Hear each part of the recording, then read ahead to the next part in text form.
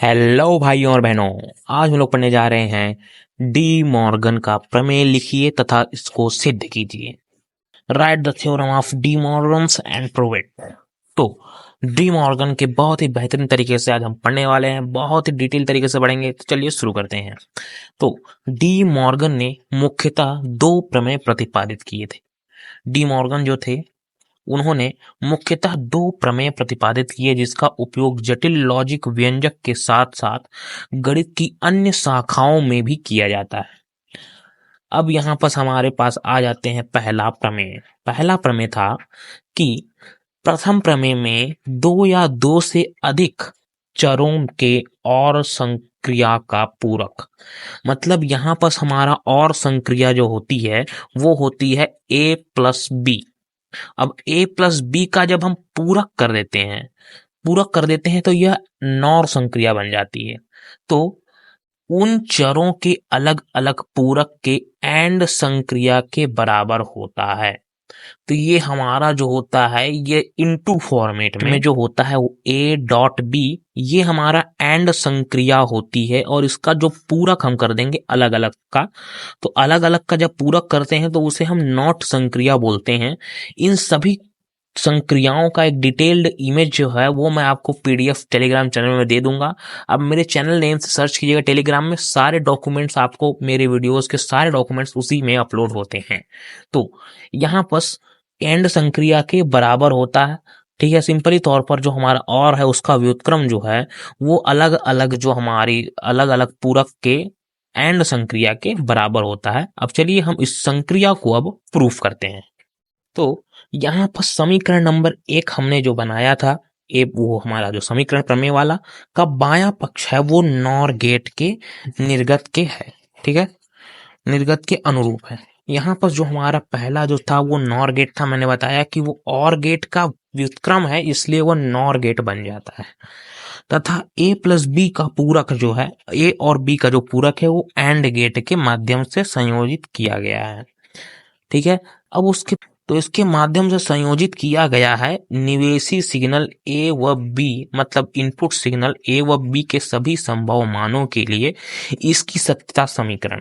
अब यहाँ पर हमारा आता है समीकरण की बात। अब यहाँ पर समीकरण में यहाँ पर हम लोग देखेंगे कि ये जो हमारे हैं 0 और 1 की सभी संभावित मान है, ये दोनों केवल। अब बाकी तो हमने हल किया हुआ है। यहाँ पर जो हमारा है 0 0 होता है, तो पहले 0 0 होगा, फिर 0 1 होगा, फिर 1 0 होगा और 1 1 होगा। ये हमारे 0 और 1 के सभी संभावित मान हैं। 0 0 0 1 1 0 1 1।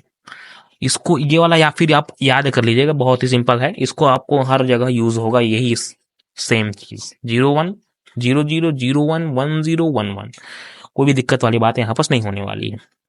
अब यहाँ पर क्या होता है कि a प्लस बी हम जब निकालेंगे तो a प्लस बी निकालते हैं तो 0 प्लस 0 करेंगे तो 0 ही आएगा, 0 प्लस 1 करेंगे तो 1 आएगा, 1 प्लस 0 करेंगे तो 1 आएगा और 1 प्लस 1 करेंगे तो भी 1 आएगा। अब यहाँ पर 1 आ रहा है क्योंकि यह द्विआधारी संख्या है। द्विआधारी संख्या में केवल और केवल 0 और 1 का ही प्रयोग होता है। अब यहाँ पर a प्लस बी का जब हम इसका व्युत्क्रम करेंगे, अब मतलब 0 का हम व्युत्क्रम करेंगे, व्युत्क्रम 0 का उल्टा हम करेंगे तो ये 1 हो जाएगा, 1 का उल्टा करेंगे 0 हो जाएगा, 1 का उल्टा करेंगे 0 हो जाएगा, 1 का 0। तो इस तरीके से हम इसको निकाल लेंगे।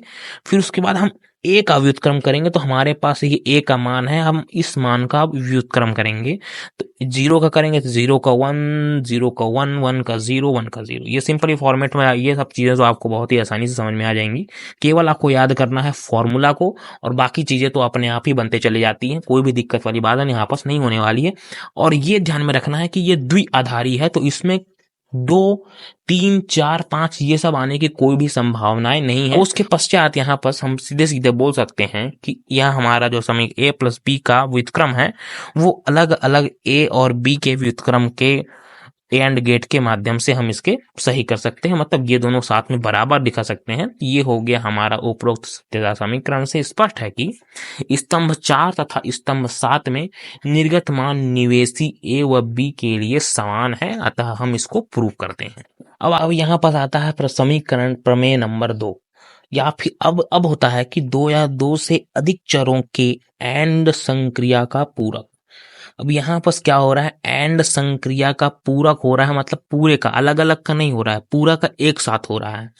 और पूरे का एक साथ हमारा नंद गेट बन जाता है। अलग अलग होता है तो वो नंद नहीं बनता है, वो सिंपली फॉर्मेट में अलग अलग ही रहता है, उसे हम या फिर कुछ नहीं बोलते हैं, वो सिंपल ही रहता है। जब हम ए डॉट बी का पूरे तरीके से पूरक करेंगे तो इसको नंद गेट बोलते हैं।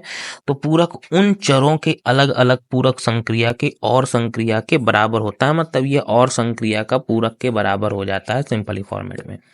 अब यहाँ पर क्या हो रहा है कि समीकरण नंबर 2 का बायां पक्ष नंद गेट के निर्गत के अनुरूप है तथा दायां पक्ष को ए और बी के पूरकों को और गेट के माध्यम से संयोजित किया जा सकता है।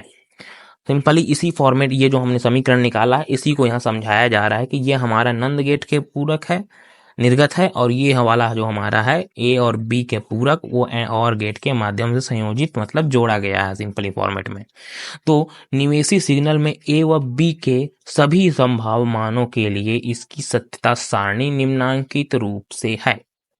अब निम्नांकित रूप से हम देखते हैं कुछ इस प्रकार से। हमने बताया था कि ए और बी के मान में कोई परिवर्तन नहीं होता है, तो ये सिंपल ही रहेगा। और ए डॉट बी का जो हमने गुणा में दिखा था तो 0 आ जाएगा, इसका 1 0, ये भी 0, 1 से 0 का गुणा होगा 0, 1 1 1 हो जाता है। अब इसका व्युत्क्रम करेंगे तो ये इस तरीके से आ जाएगा, और ए का व्युत्क्रम, बी का व्युत्क्रम और ए प्लस बी का व्युत्क्रम करेंगे तो वो सिंपल ही फॉर्मेट है, इतना तो आप जान ही जाएंगे, बहुत ही आसान है ये वाला। तो अब इसी को हम लिख देते हैं कि उपरोक्त सारणी में स्तंभ 4 व स्तंभ 7 से स्पष्ट है कि निवेशी ए व बी के लिए निर्गत मान समान है, अतः ए डॉट बी का व्युत्क्रम बराबर ए व्युत्क्रम प्लस ए बी का व्युत्क्रम। तो ये हुआ हमारा पूरा का पूरा डी मॉर्गन का दोनों प्रमेय। और पसंद आया हो तो वीडियो को लाइक कर दीजिएगा। मिलते हैं अगले वीडियो में, तब तक के लिए धन्यवाद।